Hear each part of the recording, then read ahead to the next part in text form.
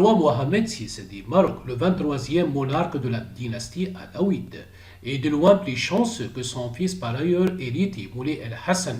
Pourquoi donc? Le troisième monarque a porté le titre de roi du Maroc, le roi Mohamed VI, notamment, semble de loin plus chanceux que son fils Moulay el-Hassan. Ce dernier a en effet vu son champ d'action se restreindre au moment même où il est au beau milieu de la phase d'accélération de sa formation, visant à faire de lui le remplaçant de son père.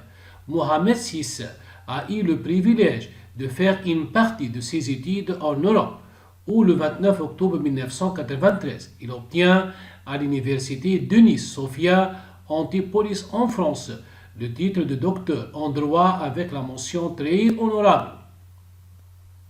À la suite d'une thèse intitulée La coopération entre la communauté économique européenne et l'Union du Maghreb arabe, chance que son fils et héritier n'aura certainement pas.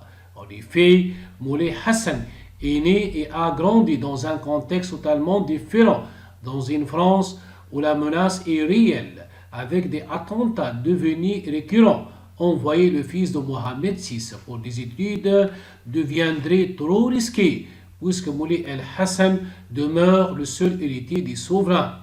Comme si cela ne suffisait pas, voilà que le coronavirus s'invite au débat, mettant à lui tout projet de voyage pour le prince héritier. La situation pandémique mondiale empêche par ailleurs le prince héritier de voyager et de présenter le royaume, comme il a eu le faire lors de différentes missions à lui confiées par son père, le roi Mohamed VI.